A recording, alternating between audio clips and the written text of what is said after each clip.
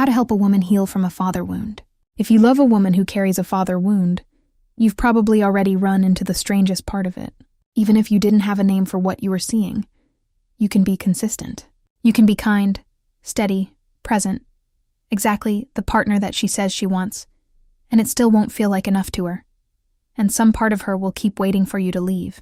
If you don't understand what's actually happening, you'll take it personally, you'll get exhausted, and you might walk away from something real and good without ever knowing what you are up against. So let me help you understand it.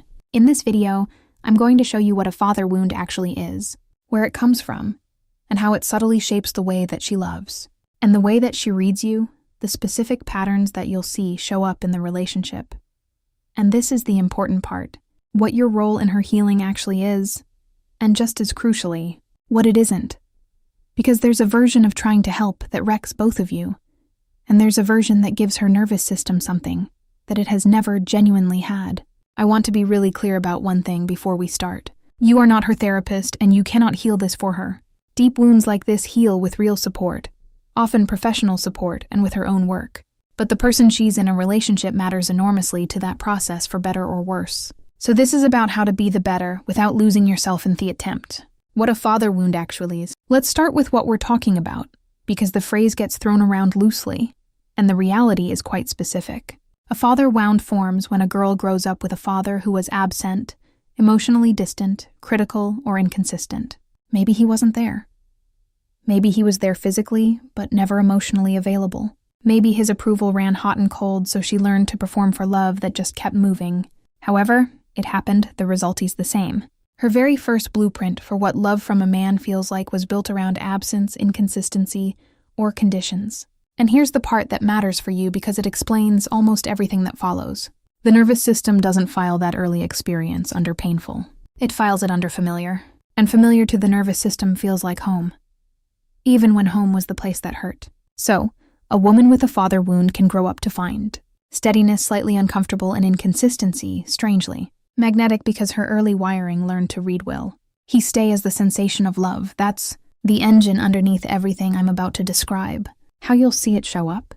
Now let's get practical, because this shows up in ways that you can actually recognize once you know what you're looking at. I'll give you the main patterns, and I want you to notice that none of them are character flaws. Every one of them is her nervous system doing exactly what it was trained to do. She may fall in love with potential rather than reality, holding on to glimpses of who someone could be, making a great deal of meaning out of very little actual effort. Because she learned early to stay hopeful in the presence of a man who wasn't quite giving her what she needed. She may, without realizing it, find your consistency almost suspicious, and feel more chemistry in uncertainty, because absence is what her body learned to call of. You'll likely see her struggle to trust that you'll stay, even when you've done really nothing to threaten it. Some parts of her scan for the exit, waiting for the other shoe to drop. Brace for the disappointment that she's been half expecting her whole life, and you'll often see her overfunction, doing too much, working too hard at their relationship, trying to predict and manage how you're feeling. Because somewhere she learned that love is earned through effort and vigilance rather than simply being given. Sometimes it looks like the opposite. Sometimes it shows up as control, a need to manage everything, to stay one step ahead because feeling powerless in love is the exact feeling that she spent her whole life avoiding. Underneath the control is not coldness.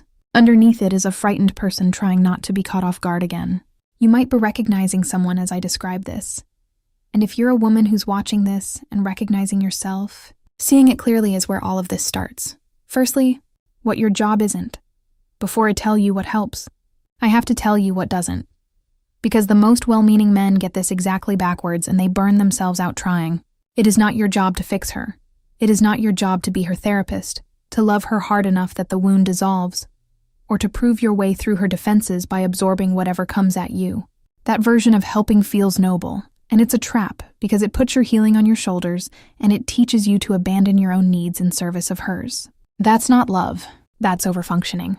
And ironically, it mirrors the exact dynamic she needs to escape. In other words, you're not the surgeon. You are the safe environment in which healing can become possible. Those are completely different jobs. The surgeon's work, the real excavation of the wound, is hers to do, ideally with proper support. Your work is to be the steady, consistent, non-threatening ground that she gets to do it on. And you can only be that ground if you're still standing on it yourself. Which is why everything I'm about to tell you includes protecting you too. What actually helps.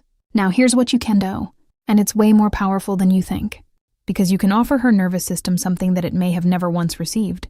Music, a new experience. The single most healing thing that you can be is consistent. Her wound was built by inconsistency, so consistency is the medicine.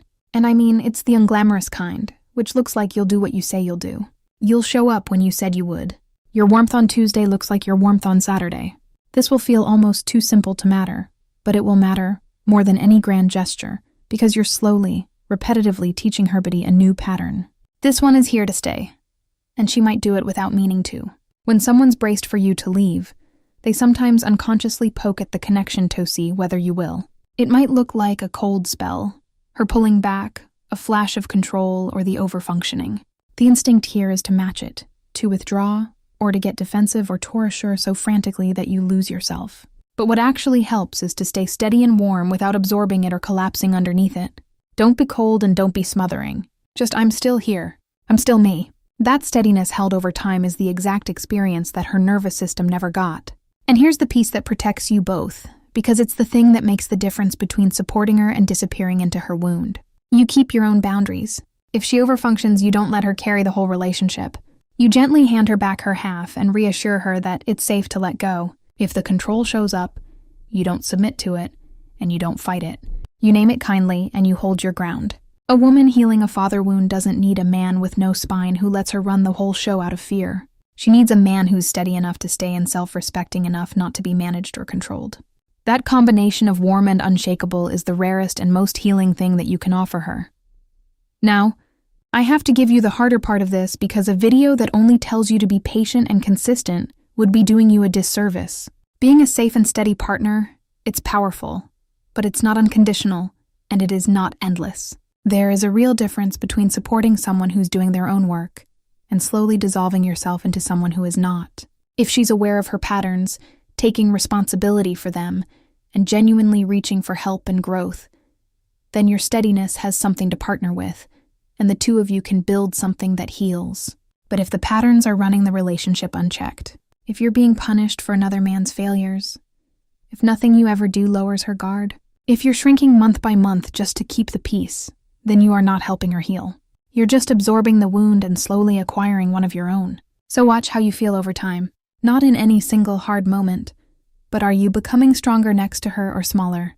Do you feel closer after you're vulnerable with her or more alone? Steadiness is a gift that you can give a partner who's reaching back, but it's not a punishment that you owe someone who isn't. Loving someone after a father wound will ask a lot of your patience, but it should never ask you to abandon yourself, because that helps no one.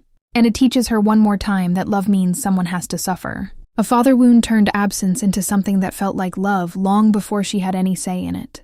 And that early wiring is what has her as an adult sometimes trusting the wrong things and bracing against the right ones. You can't undo the wiring for her, but you can be the living evidence against it. Every time you stay steady and kind when the old story expected you to leave, and every time you meet the test with warmth instead of withdrawing, every time you hold your own ground kindly instead of vanishing into hers, you hand her nervous system a new piece of information. And that is, it doesn't have to be that way. This one is staying. This one is steady. This one doesn't need me to perform anything to keep him. That repeated over time is healing that no words can deliver. And it's only something that a partner is positioned to give. So be patient with the wound and be firm with the person. Be the safe place and stay a whole person while you do it. And love her in the one way that her father never managed to consistently, and without her having TI.